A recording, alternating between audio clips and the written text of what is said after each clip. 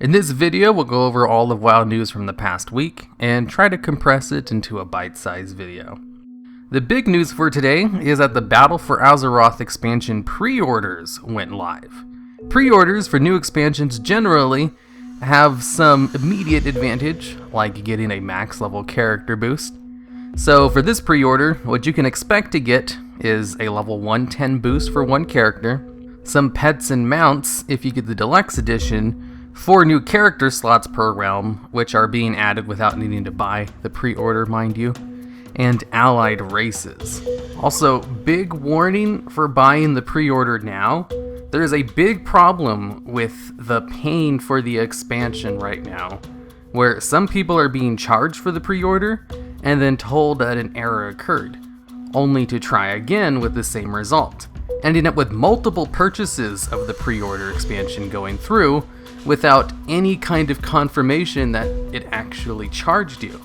So I'd advise against spamming the buy page if it's not working for you and tells you there's an error, because it probably did charge you, and it can charge you multiple times. With the pre-order, you get access to 4 of the allied races right off the bat, as long as you meet the other requirements, that is. In order to unlock them, you need a level 110 character on the realm you plan to make one on, Exalted Status with the races, Nightfallen for the Nightborn, Argusian Reach for the Void Elves, Army of the Light for the Lightforged Draenei, and High Mountain Tribe for the High Mountain Tauren. Once you have the Exalted Status, you will also need to complete a quest in your faction embassy, which will have you do a little scenario.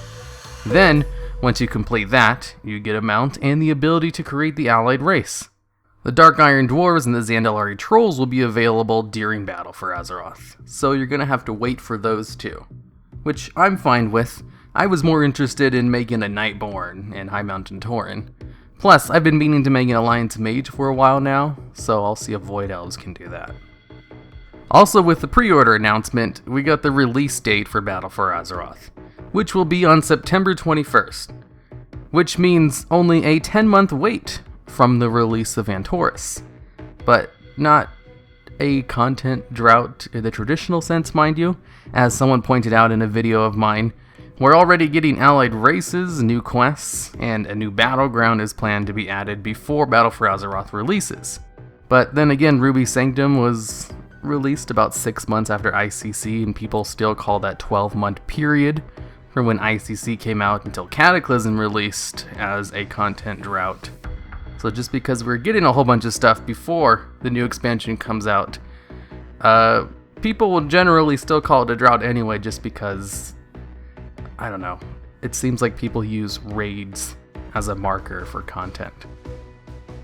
Now, for the weekly events. This week's is Arena Skirmishes. Win 10 skirmish matches to get a reward, plus get 50% more honor from skirmishes. Now, I've had some people say that I'm a little bit too mean about the PvP events and dismiss them too quickly, which is fair.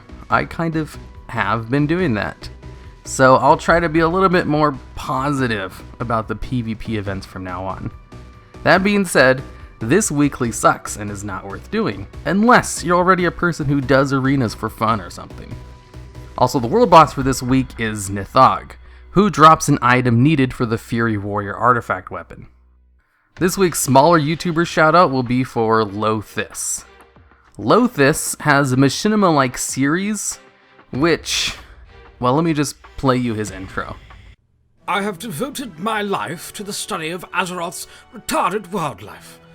Join me on a journey across the land, searching far and wide, down, in Azeroth Discovery. Which I think is a pretty fun concept, and you should all check him out. Channel news. I made a video last week going over a lot of the data mined info for the expansion in a bite-sized extra video, which means I didn't talk about any of the alpha data mine stuff info in this one. So I'll just link that video at the end of this video. I also made a video on my pet battle channel about the best pets to level up for new players to pet battles, which means I finally have something to link to during the pet battle event. And I'll also just link that at the end of this video as well. In addition, I have been thinking of adding a few new segments to this bite-sized news. I was thinking of either adding an add-on spotlight segment or a mini Warcraft mini facts tidbit. Either one or the other, but not both. So expect one of those in next week's bite-sized WoW news, because I want to keep this as bite-sized as possible. Those segments will also be incredibly short, just like the YouTuber shoutout segment. And with that, I'll see you all next week.